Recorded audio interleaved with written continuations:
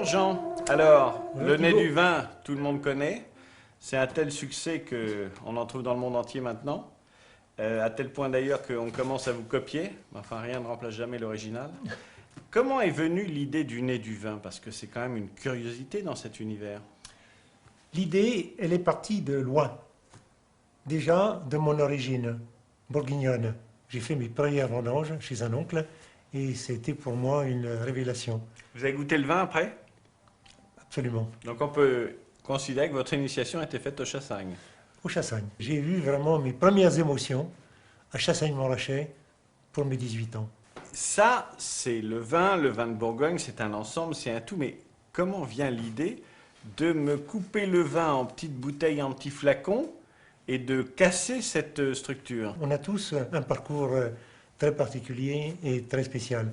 Celui qui m'a conduit au vin est un parcours qui a démarré dans une maison de la culture à Chalon-sur-Saône, où l'on m'a posé la question, Jean Lenoir, comment peut-on introduire une réflexion sur le goût et l'odorat dans une maison de la culture en 1976? J'ai dit, je veux bien, mais je voudrais commencer par aller à l'école. Alors, quelle école? Il y avait à Beaune une école des sommeliers qui s'ouvrait avec un tour de France des vins. Un de nos profs, Jean Sigrist, nous fait sentir sa collection de flacons qu'il avait à sa disposition pour l'enseignement. Et c'était encore deuxième coup de foudre pour moi, c'était la découverte des arômes et de voir que des choses très simples comme le pain grillé, le beurre, etc. J'étais un peu, je crois que j'étais un des plus nuls du groupe. Ça m'a tellement vexé que le lendemain, j'ai commencé ma collection. Aux vacances, je suis descendu dans le Midi.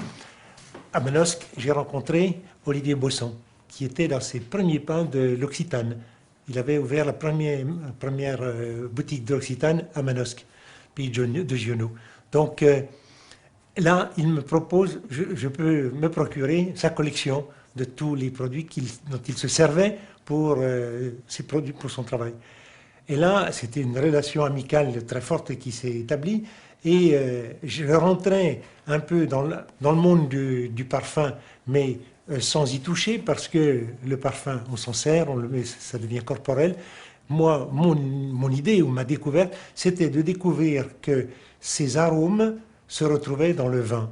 Et après, vous avez été plus loin dans la démarche et vous avez construit cet outil, parce que c'est un vrai livre, hein, en fait. Un livre-objet.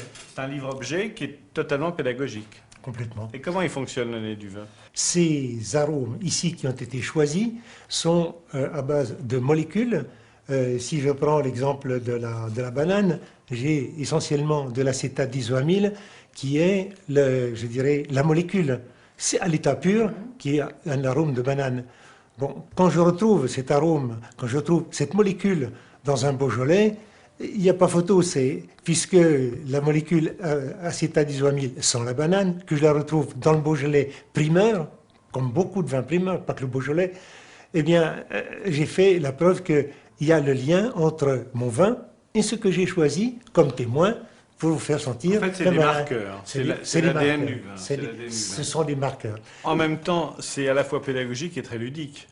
C'est-à-dire que c'est une manière très amusante d'aller découvrir le vin, ses spécificités. C'est-à-dire qu'on ne forme pas des érudits, on initie celui qui a envie de se familiariser avec le vin, avec les typicités de chaque terroir.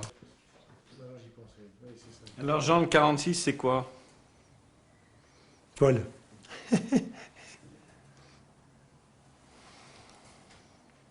Voilà. C'est le beurre. Beurre, voilà.